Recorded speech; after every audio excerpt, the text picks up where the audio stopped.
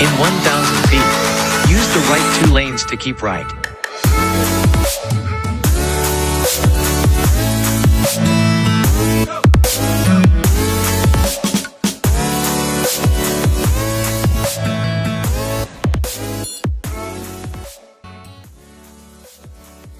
Hey friends, it's Monday, July 5, 2021, and welcome to the most overlooked yet underrated coaching conversation on the internet today. And that's because I'm convinced that your future deserves your focus. So that's what we're going to do. We're going to take that big, important, wonderful, wild future that you've been talking about, dreaming about, and waiting on.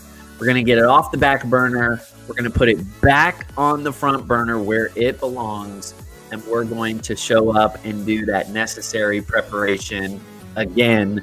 And I'm here to keep you company on your journey. My name is Peter. Welcome to Prepare to Go There. This is a coaching conversation for friends and leaders alike who really want to better lead themselves so that way they can better lead others into the future. They can prepare to go there.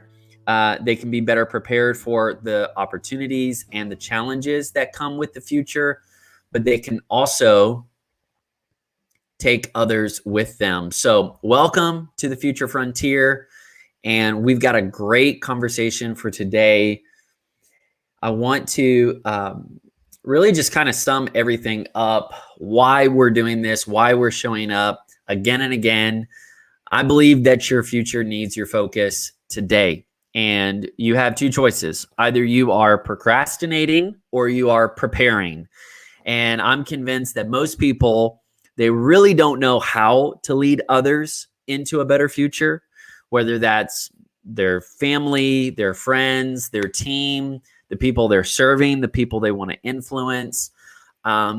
They can talk about what's possible. They can talk about what's going to happen, but you really can't predict the future. And so instead, you have to have a different mindset and the right skill sets to help you prepare and to actually go there. And so while most people don't know how to lead others into a better future, we want to do it differently. We want to take that lesson to heart, and we want to learn, how do we lead ourselves there first? That's what's missing. The reason most leaders don't know how to take people into a better future is because they don't know how to lead themselves there first. So leaders lead the way, right? We are the ones who go first. And that's what we are attempting to do. We want to stay hidden. We want to put in that unnecessary. We want to put in that necessary preparation. So that way, when we are called upon to serve, to help, to influence, to speak, to show up, we show up ready. And so we're really not putting a lot of attention on promoting ourselves. We want to make sure that when the spotlight's on and when we're on the hot seat and when we're in that game-changing moment, we actually change the game. We actually excel under pressure. We actually overproduce, over-deliver, overperform. And that only happens when you put in the preparation. So I want to invite you into this coaching journey. And if you're a part of this conversation, you're interested in this, I would love for you to be in the email community. Join the email community today. Be a part of the Future Friends. Get your future some more friends. And not just people that you hang out with on the weekends, but people that you can talk about your dreams with, talk about your progress with, talk about the future with. People that get you, but they also get who you're becoming and what you're going for. And so join the Future Friends email community. That's where you will really get all of this content from this coaching project, be it blogs, vlogs, this show, prepare to go there, and other updates as well that's coming from me and for you. Also, you're going to get access to the online courses, information and incentives about the coaching courses that are going to be soon coming will come through into the future friends. And then the biggest plus is just the community, just really finding other like-minded people that are putting in the work, realizing that leadership is a calling, it's a responsibility. People that want to steward influence well, people that want to leverage their lifestyle for the sake of legacy. And so you'll find other people like that. And when you do, man, the world is wide open because you're learning the power of teamwork and network. So this is a call to action for you right up front. And to do so, I'd love to give you a gift, just to give you a preview, give you a flavor of what you can expect in this email community and really with this online project. So I want to give you a free fail-proof planning guide. Maybe you're wondering, how do I get started? How do I get clear? How do I steer myself through all of the pitfalls of distraction and discouragement and, complexity, obscurity? How do I make sense of all that stuff? Well, you got to get a plan. You have to plan your work and work your plan. And a lot of people, they just think it comes down to a checklist or a to-do app. And that's good. That can help you, with the little stuff like a grocery list. But you really need a planning approach. You need the mindset and the skill sets that are going to help you stay agile, not fragile. So that way you can look at that wild, wonderful future, which can be very unpredictable. And then you charge after it and you make it unforgettable. And so you're not going to get just some, plug and play, done for you calendar or checklist. Instead, this is going to be a guided planning session that will help you go through the necessary steps, the step-by-step proven process. So that way you're learning not just, what to do, but really how to come up with better decisions and how to keep showing up again and again. It's been very useful for me and for those that have gotten a hold of it. My wife, Sarah Joy, and I created this tool together. So I know that you're getting some great value out of it. And this is just me saying thank you for listening and encouraging you, challenging you, take action. Don't just listen, but start trying, applying, and multiplying this content as soon as possible. We're going to dive right in to the conversation, which is all about freedom. I know that we just celebrated the Independence Day for America, 4th of July. We celebrate our freedom.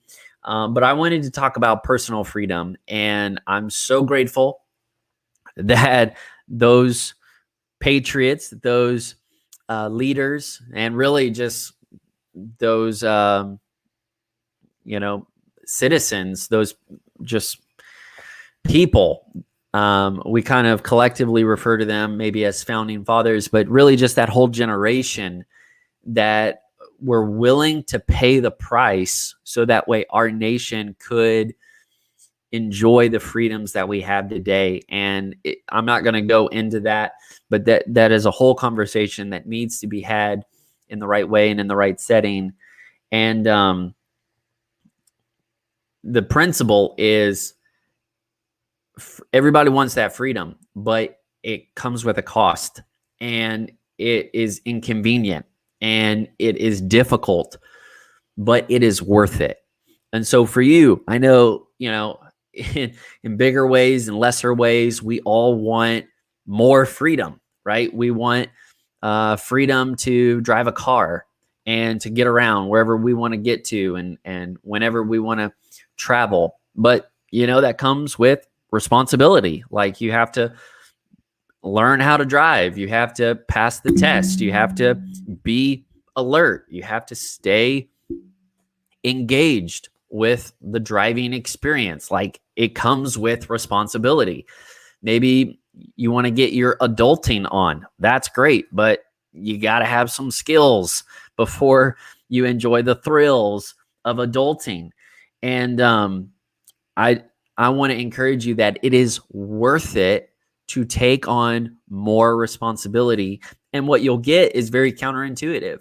You'll get more freedom. Sometimes we say, well, if I restrict myself and if I embrace restraint and if I embrace self-control and if I, subject myself under some sort of rigorous process, that it's going to limit me. It's going to confine me.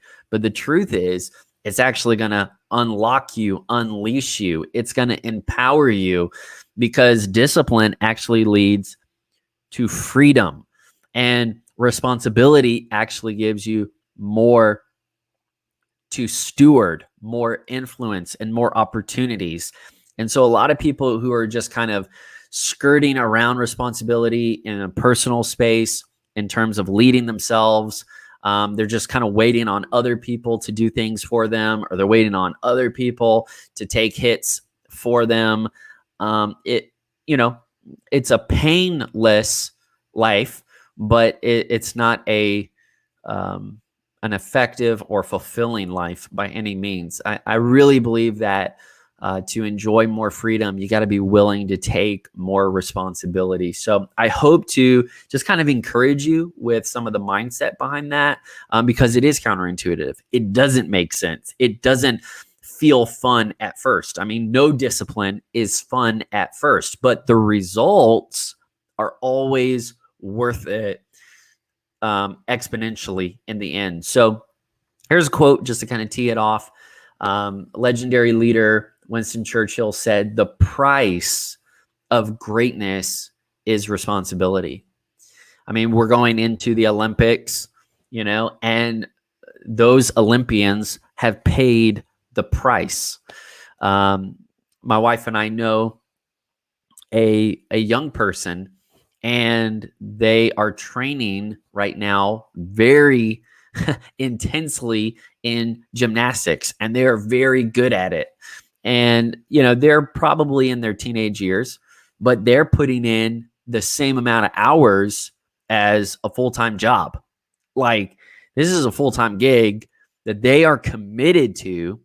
And it's not just them being told to, or they had to. Like, they saw the opportunity, they saw the cost for it, and they're still going for it. They're leaning into it. And I'm super proud of them. And it takes responsibility. Like, you don't get the free time that others get. You don't get the diet and the eating the same way as everybody else. You don't, I mean, there are some parameters to what you're doing or not doing, but it's not externally obligated. It's being fueled by an internal motivation. It's being fueled by a why that is going to help you navigate the right way to get that goal. And so, just like this quote, greatness is available. Greatness is waiting. Greatness is possible, but not many people are paying the price for that kind of greatness. In terms of leadership is more important than it probably has ever been, because in a time of increasing crisis and a time of great disruption, you have both opposition and opportunity, and somebody's got to lead. Somebody has to show a new and needed way forward. But how many people are willing to actually take responsibility? And when I say take responsibility, obviously leaders are taking responsibility for other people's actions, and parents are taking responsibility for, the care and the development of their kids. But I want to start with the price we have to pay personally. And if we want to see that personal greatness, we have to be willing to take personal responsibility. And man, this is easier said than done. This is very difficult for me, for others. It's just one of those facts of life that we're going to have to face head on. And if we'll be willing to quit playing the blame game, we can actually level up. We can step onto a whole new arena in life, and we can get so many new opportunities, rewards. We can help so many other people. We can win in so many new ways if we'll be willing to quit playing that blame game, quit making excuses. If we'll take responsibility for ourselves, then we can move into the promotions and the opportunities that come with it. So, from my worldview, I'm inspired by the life and the leadership of Jesus Christ. I want to just read really a powerful life lesson. Matthew 7, verse 3, Jesus said, "Why do you notice the small piece of dust that's in your friend's eye, but you don't notice the big piece of wood that's in your own? Why do you even say to your friend, 'Hey, let me take that piece of dust out of your eye'? Look at yourself first. You still have that big piece of wood in your own eye. You hypocrite. First, take the wood out of your eye, then you will see clearly to get the dust out of your friend's eye." Man, I have to just kind of speak out of my own journey. I have to speak out of my own story and my own experience. And this has hurt me initially, but helped me ultimately so much to take ownership for myself first. And whenever there is any kind of conflict, whenever there is some kind of fallout, when people are disappointed, when expectations are not met, what do? We buck, we get defensive, and we blame others, and we are looking for where other people can take that burden. We're trying to pass the blame and say, well, yes, but what about them? And really, here's what I've learned about the blame game. The truth is, we want more freedom, right? Are we willing to take more responsibility with it? Are we willing to step up first and say, it starts with me?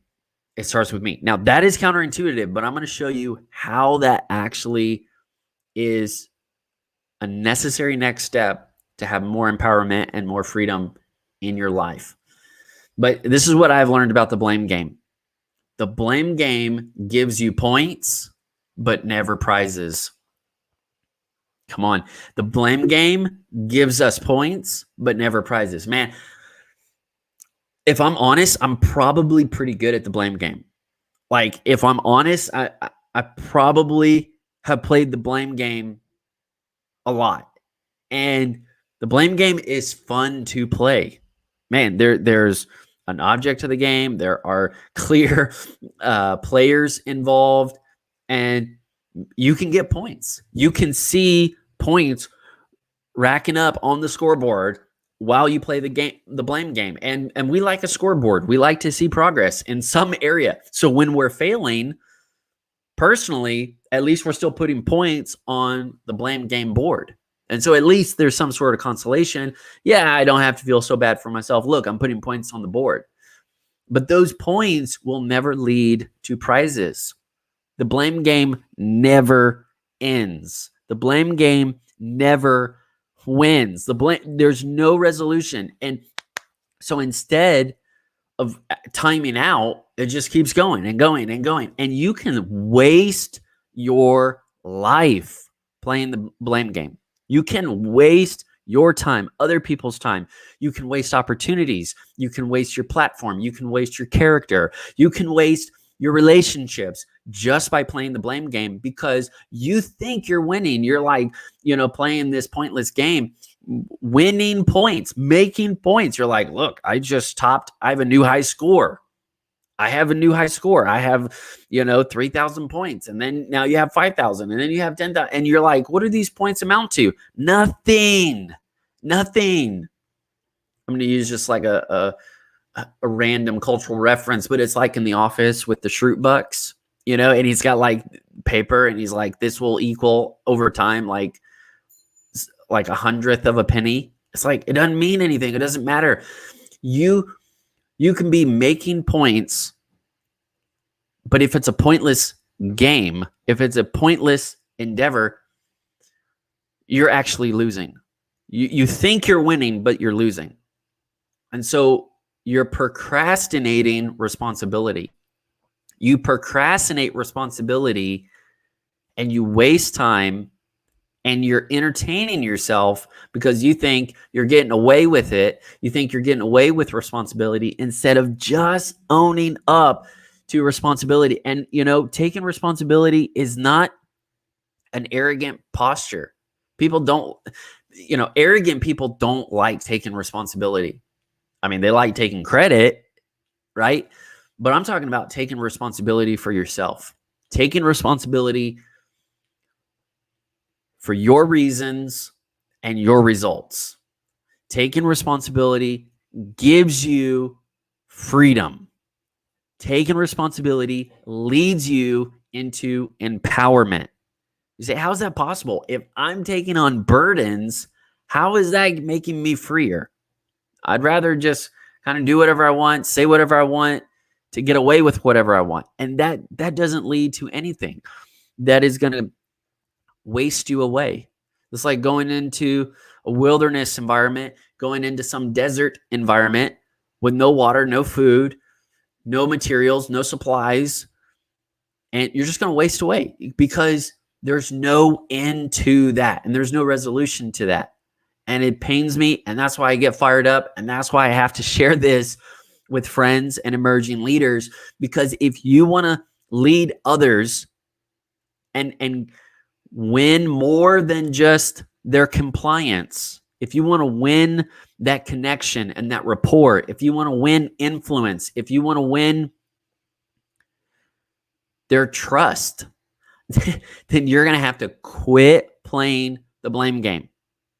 You'll never win, and you feel like you're never losing, so you just have to quit it. You will never end. Like, how you like to one-up someone?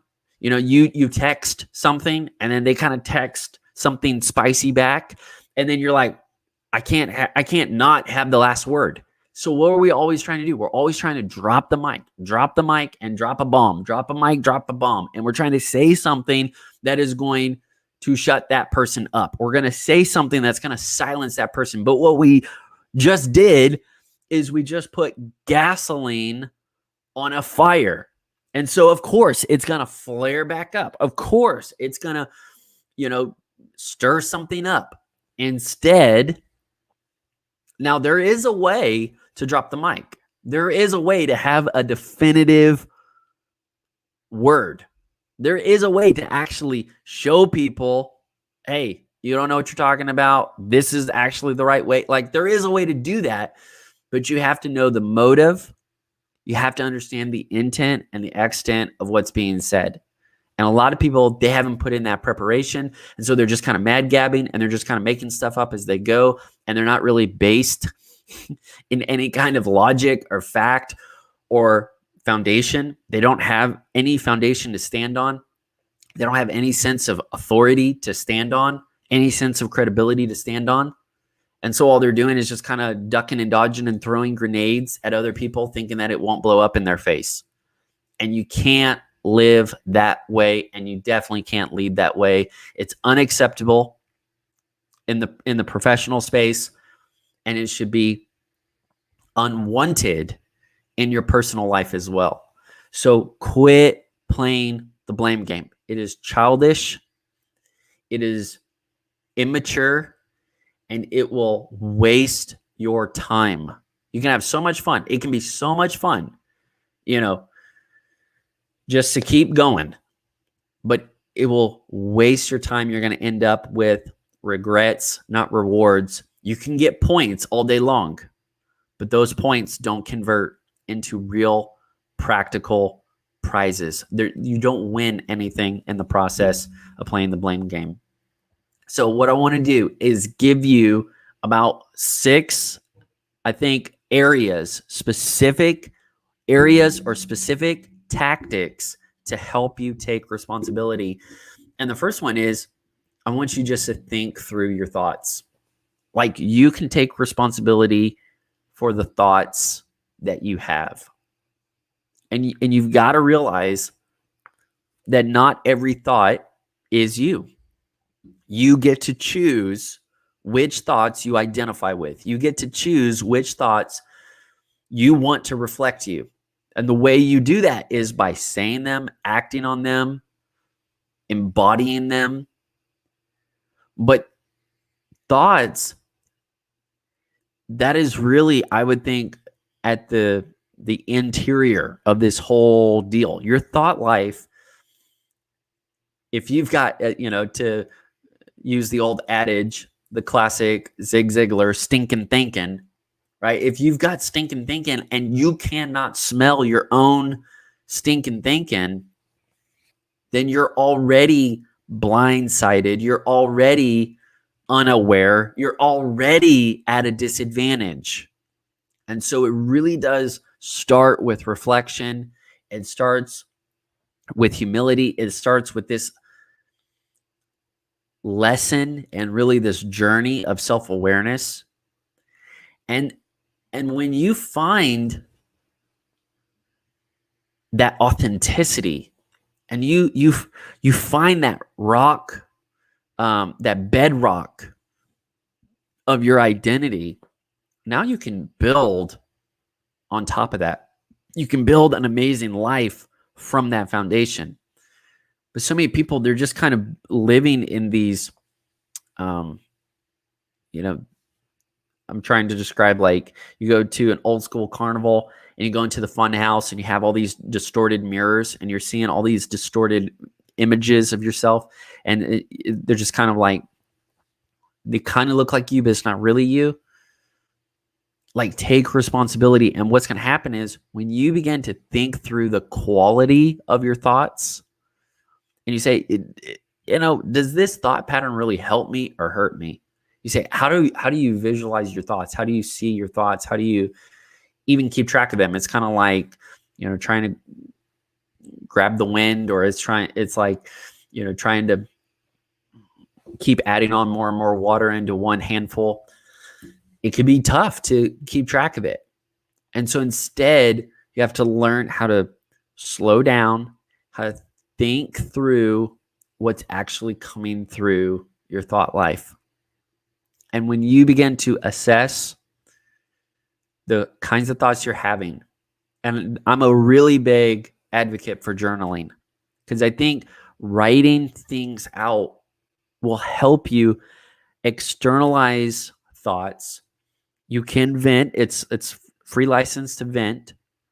There's no thought police going on. You can have free thought, free thinking. You can explore and explain yourself. And that's huge, and it's wonderful and valuable. But ultimately, you realize that your thoughts are not just isolated, but your thoughts will become, over time, integrated into a worldview, the way you view the world. And so you've got to begin to develop a holistic, helpful, healthy worldview. And this is so important. Like, if you're not even taking responsibility for your thoughts, and if you're not like considering the kind of worldview that you're developing, you're already at a disadvantage. It's like not even having your track shoes on when you're at the running blocks. They already shot the gun up in the air. Everyone already took off, and then you realize, I think I want to run this race. Let me go find some juice. Like, if you don't start with your worldview and you don't supplement and strategize lesser thoughts with better thoughts, if you're not saying, no, I really want the freedom to lead myself, to set an example, to influence others, to carry where it counts, like, that doesn't happen overnight, and it doesn't happen automatically. So you kind of have to be actually really intentional about this. And so now it's not just about, like, when you have a bad day, try to decompress and try to debrief, like, what's going on, what's happening. Like, that's amazing. And if you have friends that will be a safe space for you, like, amazing. But I would also say you have to be on the offense, and you have to start looking for sources that will encourage and nurture and enrich your thought life and your worldview. And so that's going to take time. But when you just start working through, because, all of this stuff that may stress you out, there are other people, they look at it, they go through it, and it doesn't stress them out at all. I'll give you a stupid example, but, like, I don't think I could be in any kind of, like, rapid response, EMS, 911 kind of thing. Like, I think I would just really get too worked up about it. I think it would just have such a hard toll on me. And, I'm a pastor, I'm in ministry, so I do see a lot of drama and trauma. I do like interface with people that are really hurting, and I really get involved in their lives, and I care about them, and I want to see them happy and healthy, and I want to see them get past their past. And, I really, but even me as a pastor, being raised in ministry in a context where we're seeing and helping a bunch of people from a lot of different backgrounds, not with our own advice, but, with proven wisdom that works again and again and again. Like, even after my experiences, I have a ton of respect for people that are dealing with the trauma that comes through, like, much more of a first responder scenario.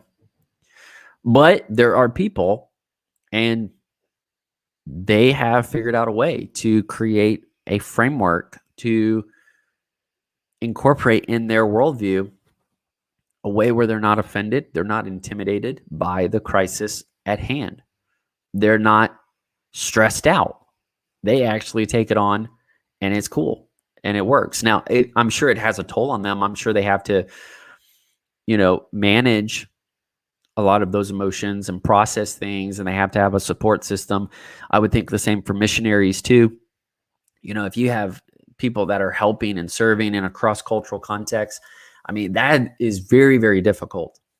And so they have to have a support system and all that stuff. But the truth is, there are people doing the very thing you think is impossible.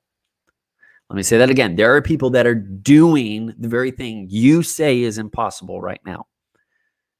So you can limit yourself, or you can work through it. You can think through your thoughts. All right, I'm having fun. Let me move on with the next tactic. Number 1, take responsibility of your own thinking. Like, if you feel so beat up and so discouraged and so blamed and so accused and so threatened, like, there are tools, there are strategies, there are ways to process it in a healthy, constructive way. To actually, like, go all in, go all out, and work through it. There are ways to do that, but don't wait years and years and years with all this unresolved residue from a thought life that you didn't even know about. It's like living in a house and not knowing there's any termite damage, and it's just, like, eating away. It's like living in a house and not realizing that there's carbon monoxide nearby. Like, you have to build in some detection systems, some early warning systems. And there are ways to do that. And I want to encourage you, go after them, pursue those systems, those strategies. All right. So first off, let's take responsibility for our thoughts. And what happens is, if you feel disempowered at the thought level, you're not going to take any action. But when you take that first breath and you say, you know what? I didn't do everything right. I own it. I admit it. But I really believe that there's hope. I believe that there can be a new chapter. I believe that there is forgiveness. I believe that there can be peace. I believe that things can be restored. I believe things can get better. I believe things can move forward. And I'm going to figure this out. And I'm going to lean into the process. And I'm going to be willing, not stubborn. And I'm going to go for it. And you're already being transformed one thought at a time. So take it for whatever it's worth to you. All right. The next thing I want you to say, and I'll breeze through this because I think it's similar, is I want you to remember what you say. Remember what you say. It is crazy to think about how many words we can all come up with in a day, a week, or a year. I mean, that is crazy to even consider. But the truth is that we're saying things that we may not mean, or we're saying things we don't intend to follow through on. Commitments we make, promises we make, we say them to ourselves, we say them to other people. And guys, that has a negative downstream effect. It's like polluting the river upstream, and it's just going to run into everything else that's coming downstream. And then you don't even realize what's been said by you. You don't even realize what you said. And yet it's polluting relationships. It's polluting your work results. It's polluting your reputation. And so you're going to have to keep track of what you talk to people about. You're going to have to keep track of what you say. And you say, I can't remember everything I say. Great. Here's an answer. I'm serious. I'm very serious. I'm very serious. Learn how to live an integrated life. Learn how to live an integrated life. Because if you are trying to prop up so many different personas, and if you're taking on so many different accents and dialects of all of these different versions of yourself that you're trying to live out, you will always forget which character you're in. You will always say things that contradict yourself, and you will always be liable for something some avatar of you said. So don't do it. Live integrated, be honest, speak truthfully, and then you don't get wrapped up in any fabrications that you've said to try to save face, a face that you made, a face that's not even real. That's not even you. So please, if I feel I feel really energized by this conversation. It is important to have. I do this out of empathy, out of passion, for your sake. I want you to win. I want you to lead yourself. I want you to be someone worth following into a better future. And it's so sad when, we say things and people don't believe us. We say things and people don't trust us. And that really does start with us. So don't be playing that blame game and saying, well, I said this, but they said that. Just say, you know what? I did say that. And I've got to reset. I've got to move on. And I've got to be thinking much more carefully about what I say, how I say it. And it's not someone else's job to keep track of your words and your mouth. Please be responsible for the commitments you make, for the things that you think are important. All right, here's another one. I want you to get tactical about your time. Get tactical about your time. We can waste so much energy worrying or fantasizing a future that doesn't exist, isn't real, isn't good, isn't helpful, isn't healthy. We can waste emotion, we can waste reputation, saying things that we just really know better to say. We can also waste a lot of time. And all the theme of all of this is awareness. Like the thread that pulls all of these tactics together is awareness. And that awareness comes when you realize you are responsible. Like you are responsible. For instance, if you think that you're not responsible for the money you spend, you're not looking at any receipts, you're not looking at any bank statements, you're not looking at any income or outgo, you don't care because you're not responsible. If you think you're not responsible for the money that's coming in, you don't care about the money that's going out. But the moment you realize that you're responsible for your finances, you're responsible for the money that you have, the money that you want to grow, you can have results with that money. You're making choices every single day with that money. Now, if you want to take responsibility, what are you going to do? You're going to focus. You're going to pay more attention to what's going on. You're going to learn. You're not going to get intimidated by numbers, or figures that you don't understand at first. Terms, protocols, systems, right? You're going to be like, okay, wait, I need to understand this because whether I realize it or not, I am going to be responsible for the outcomes of all this. Like I am somehow a part of this process.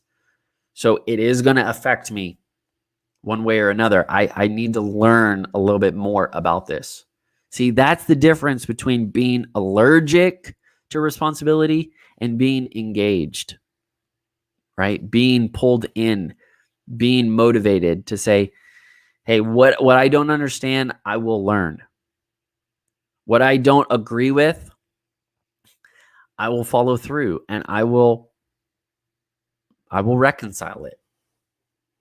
Even if it's agree to disagree, I will still get engaged in the process. And one of the areas we have to take awareness, we have to take account of is our time. Where is our time actually going? You know that phrase, time flies when you're having fun? There's a lot of things that we think is fun, and it's actually like sending our time right out the window. We say, oh yeah, I'm having fun. It's fun. It's fun. It's fun. It's fun. Wait, what? 5 years? Like this doesn't even make sense until you get out of high school. And then you get a little bit of a taste when you're just coming out of high school. And then you go through college. Wow, where did that go? Okay. So you have to get tactical about your time. Either you tell your time where it's going or it will leave without saying goodbye. You tell your time where it's going or it will leave without saying goodbye. You have to steward your time. And one of the best metaphors I can use here is get tactical about your time.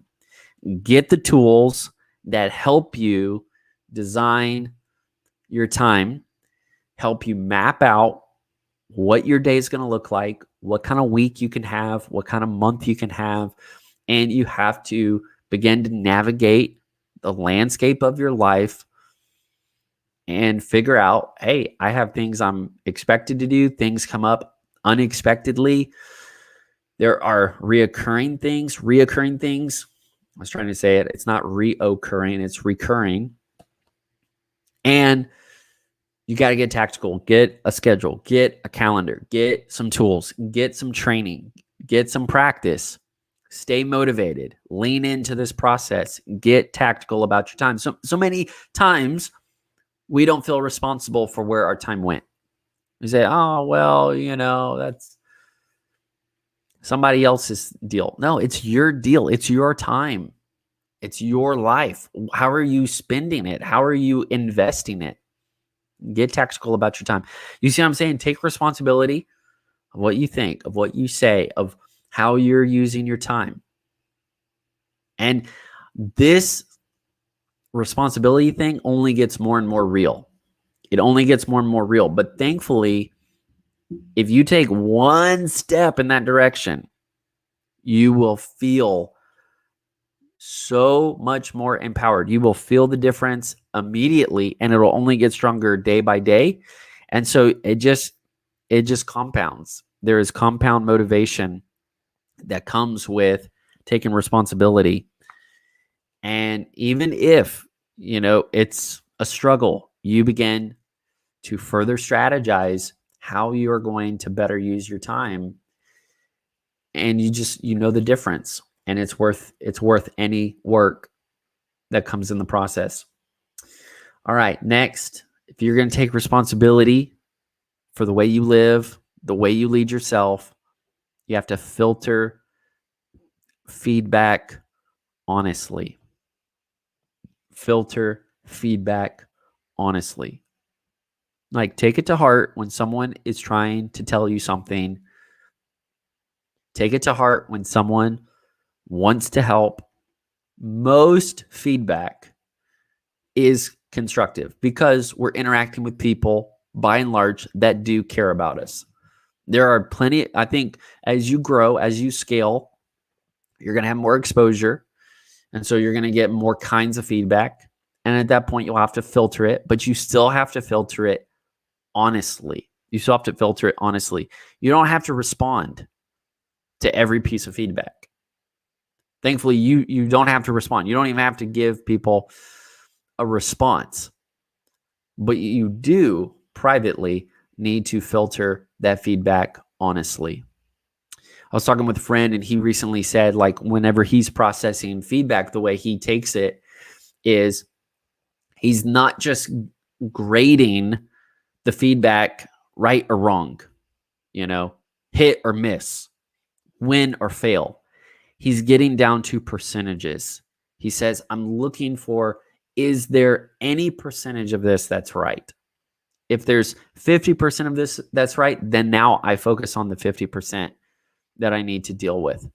If there's 10% that's right, then I got to deal with that 10%. And so be honest about the feedback. And guys, every single thing I've said thus far, it is not fun, but it will set you a little more free. And then that gives you a little bit more empowerment to do it again and again and again. Now, the feedback you get, it's not all going to have the same weight. Okay. The people that you give more trust, more respect, more honor to, their feedback's going to weigh more. So you're going to have to figure that balance out and really receive from, credible and helpful places. But regardless, you have to be willing to receive feedback, be willing to receive all kinds of feedback. And even if it's a critic, turn critics into coaches. All right. The next thing I want you to do is develop the skill of recognizing your own results. Recognizing your own results. This is phenomenal. This is initially difficult, but after that, it's like SpaceX rockets. I mean, it's like reusable. You get this skill down, and it's the potential, it goes on and on and on. Because when you learn to recognize your own results, you have to be honest enough to say, okay, I'm not responsible for everything in this situation. Maybe it was a mess. Maybe it was frustrating. Maybe it was a letdown. Maybe it was just a bomb. But you have to look at and say, okay, I still am responsible for some of this. So what part of this can I take responsibility for? What part of this should I take responsibility for? And even that, it's kind of like going looking for the percentages. Even that, looking at your results, is very, very helpful, because There is something worse than getting away with accountability, and it is denial. Denial is far, far worse than having a good reputation, thinking you have a good reputation. So don't do that. Instead, I'm asking you, I'm challenging you, learn to recognize your own results. Now, this has a much, much more helpful positive side as well. When you can learn to recognize your results, you begin to see signs of progress. And those signs of progress motivate you to continue. They motivate you and they give you a sense of empowerment. There's this empowerment boost that comes with it. So recognizing your results, say, you know what, I did that. I was a part of that. I contributed. I made that possible. I made that choice. I got this change, and I'm excited about the results. I'm good with the results. I want to keep going. I want to put more energy into that. I want to invest more of myself into that so I can get more return on that. Recognizing your own results are very, very helpful. Take responsibility and get the freedom, get the empowerment that comes on the other side. Now, another thing I want you to do is to collect a lot of case studies. Collect a lot of case studies. Now, another way I could say this is a lot of life lessons. Get a lot of life lessons under your belt. You have to be able, it's a skill set. You have to learn how to learn from your choices. You have to learn there is a cause and effect relationship going on all the time in your lifestyle. All the time. I'll give you an example. I was at a birthday party with some friends. I wanted to join in. I had some gluten, and it was great. I loved it. It was so tasty. Now, first 5 minutes, nothing happened. Felt fine. Next 20 minutes, nothing happened. I was still fine. So what did I do? I kept eating. I just kept going. But the next day, I saw the effects, had some weird symptoms kind of pop up. And thankfully, I was kind of already on the lookout. I said, I know better. I will do better. I take responsibility. I'm going to move forward. And you have a case study now. You have to be able to learn, because if you're not learning from life choices, the cause and the effects, and if you're not looking for cause and effect relationships, then everything feels like a mystery. Everything feels like it's out of control. Everything feels like it's out of reach. Everything feels like you have no sense of agency or empowerment or participation in the process. But when you begin to look for cause and effect relationships, you begin to see yourself with a sense of empowerment. You say, man, I want to learn from that, so that way I don't have to go through all the real time to actually get to the results. And I'm going to learn from my own wins, my own fails, but I'm also going to multiply those lessons, and I'm going to learn from other people's example as well. When I see other people, I can learn what to do and what not to do. I can learn from their good example or their bad example. I can learn from anybody. I will learn from everyone. That is my intention. I want to learn from anyone and everyone. But I'm collecting case studies along the way that help me take responsibility. And what this does is it really produces a lot of empathy for me personally, because I'm like, man, I really don't want to be in the hot seat. I really don't want to get judged. So I'm going to really back away from judging. And I want to walk in humility. I want to walk in mercy. And I want to empathize. And I want to personalize whatever people are going through. I'm going to say, okay, Lord, help me. I never just say, oh man, look at what they did. I try not to. Man, I would rather say, oh, ouch, painful. I feel like that was my pain. I feel like that was my issue. I feel like, okay, Lord, help me. I never want to get in that situation. If I see someone, maybe they fell morally, or maybe there's some sort of secret sin that got exposed, or maybe I don't boast. I don't put myself above and say, man, I'm so glad that wasn't me. I say, man, that is sick. That is sad. That hurts, other people. That hurts so much work that went into building their brand, their reputation, their integrity. Like, learn from other people's case studies and do the same for the positive case studies. Celebrate with those that celebrate. Weep with those that weep. Man, grow at a accelerated rate by taking in as much wisdom, as much life experience as you can. And don't just, shirk stuff off and be like, well, I'm not responsible for what they did. No, but you can learn from them. Absolutely, you're not responsible for everyone else's life choices, but you can learn from them. So please do, so that way you can get the fast track over the long haul. It may not get you ahead in the short run, but if you'll stay steady and make the commitment to get ready day after day, these case studies will add up and it will accrue into major, major life acumen, major, major help. So ultimately, I want you to take away that responsibility actually empowers you. Because I want you to think of it this way. Let's say that we're all working on a house project and we're building the fence with some stone, or we're building one of the walls with some stone. And so we have to walk back and forth and we have to carry stones, and we're building a house, or we're building some sort of beautiful environment to enjoy. And if I say, man, this is tough, this is heavy, I don't want to carry the load, and I secretly take some of my stones, put them in somebody else's bucket, put it in somebody else's wheelbarrow, put it in somebody else's load, and I'm pretending that it's heavy. I'm pretending that I have this big load. I'm pretending to be more responsible than others, but it's not really that heavy on me.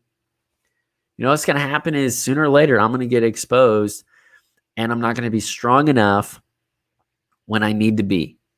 But if you do the opposite, if you actually say, you know what, people have wronged me, people have overlooked me, people have not seen all the work that I've put in, all the stuff I've been accountable for. I feel like other people have been putting stones in my bucket, in my wheelbarrow, and I've been carrying it. Taking that responsibility, even if it's not coming to you in the right motive, can still empower you. It's not about what happens to you. It's about how you respond to it, how you process it, how you move forward with it. And ultimately, you are the one getting stronger. So even when you come into difficulty or you come into something that's misunderstood and you're like, what am I supposed to do? Am I responsible for this? Am I responsible for this project? Everybody else is, taking it easy. Everyone else is looking for the easy road. Come on, guys, what do I do? Even if you are willing to take responsibility for it, you will get better. You will get stronger in the process. And that is like them giving you life credits, life skills that are going to be useful. Even if it's just grit, even if it's just endurance, it will always pay out bigger and better than you imagine in the end. And then, you can sort through all of the relational dynamics later on. But in the meantime, don't be allergic to taking responsibility for yourself, your thoughts, your words, your time, and the life lessons you're picking up along the way. Start today. Say, where can I grow? And wherever there's frustration, it's a lack or a miss of expectation. Let me say that again. Wherever you're frustrated, wherever you're experiencing some frustration, it's because there's a gap in expectation. Whatever you're experiencing is less than what you're expecting.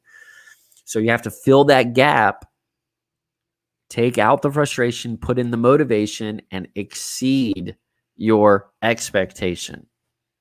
And the way we do that is by taking responsibility.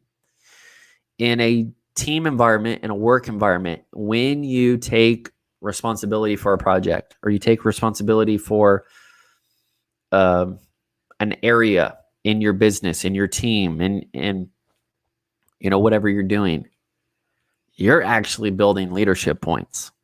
Nobody else is getting that. You're getting that. So this is a new mindset. I feel like this topic needs to come up again in the coaching journey. I hope that I can learn from you, learn with you, learn some more, come back at this, hit it harder, hit it again, because I want you to have a strong core, a core set of convictions, a core set of values that help you actually rise above the doubt, the worry, the self-pity, the uncertainty. And I want you to lean into the opportunities, even if it comes in the form of work, or even if it comes in the form of undue treatment. And you're going to have to learn, how do you overcome? How do you power through? How do you grow through those moments? And the end result is that you're going to get so much more freedom, so much more empowerment. And I just believe, just kind of pulling this full circle, the price of greatness is responsibility, and the price of freedom is responsibility too. So, if you want to live in a free space, and if you want to lead yourself, this is what it looks like. So I really appreciate your time. I hope you got some value out of this. Let me know in the comments what you enjoyed. Let me know through Instagram what you enjoyed as well. I really encourage you to join the Future Friends email community, so that way you can stay up to date with these coaching conversations. Really, my goal, I know that these are still going, on the long side, but the way I imagine is that you're just propping this up while you're doing work, while you're organizing one of your living spaces or your work environment, and you're just adding fuel to your focus, and you're fueling this fire for your future. So stay encouraged. You guys are doing amazing. Tomorrow, we will be back on the trail. We will be learning about motivation. There's a lot of stuff we know to do. We just don't feel up to it. Things that we start strong, we kind of fall off it for maybe good reasons, but we have to learn how to stay motivated. And we don't always get free motivation. We don't always get access to the people who can motivate us. So we have to get resourceful, and we have to find the motivation that we need along the way. We have to find motivation as we're actually going through those steps. It's going to be an amazing and massive conversation for your self-leadership. So make sure that you listen to the live stream, or you find the replay and you join in. As always, I want to remind you, you're going places, but you have to prepare to go there. Stay awesome, and we'll see you again real soon.